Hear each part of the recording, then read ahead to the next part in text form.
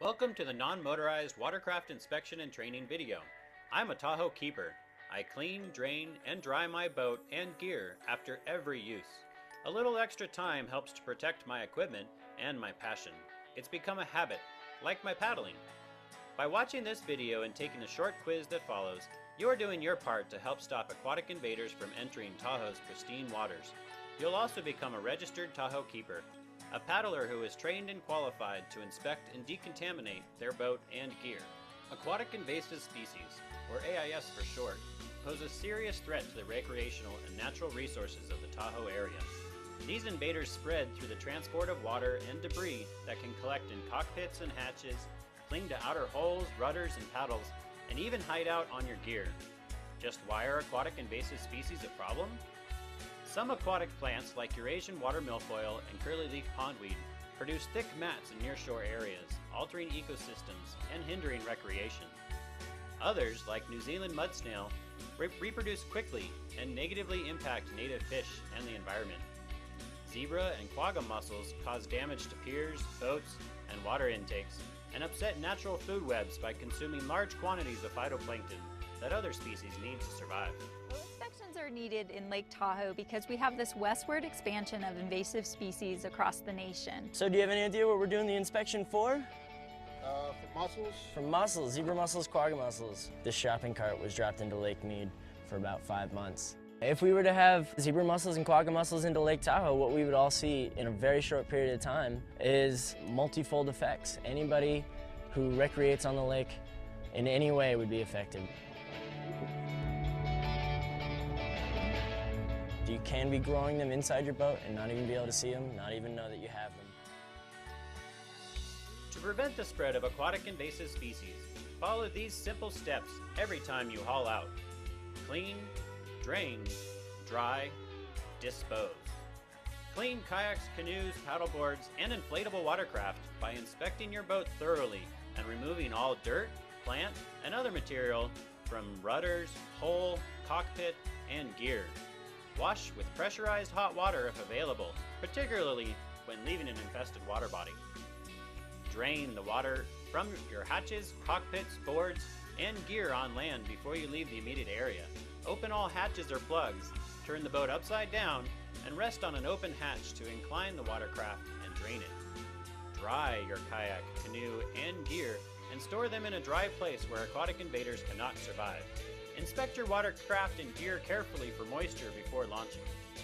And dispose of all dirt, plant, and other material above the waterline on dry land or in a trash can.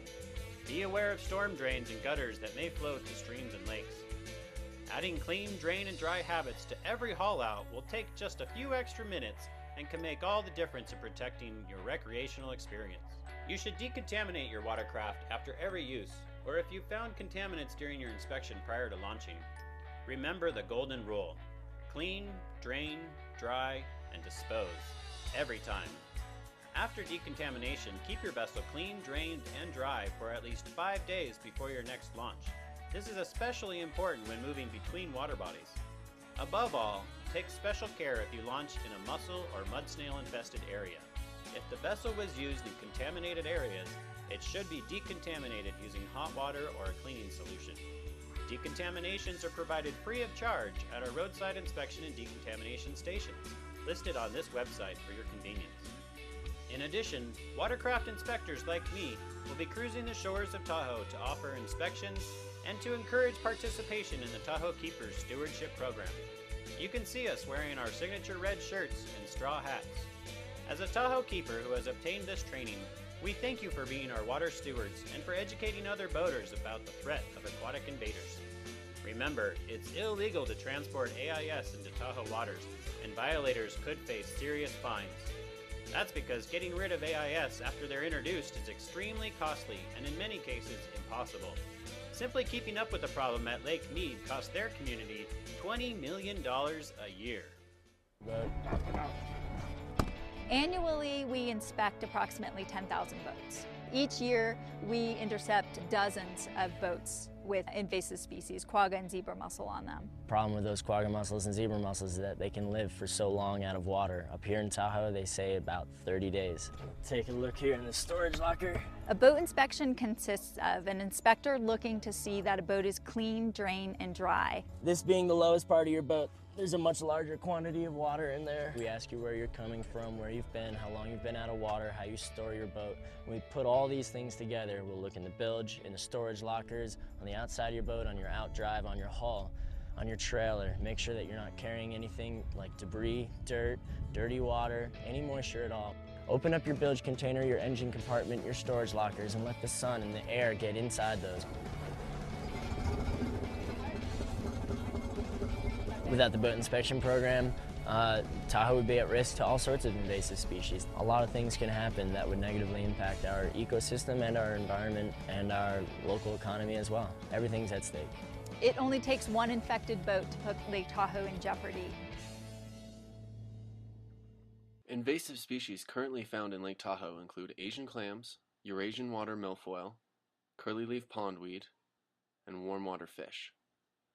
Invasive species not found in Lake Tahoe include quagga and zebra mussels and New Zealand mud snail. Clean, drain, dry, and dispose every time.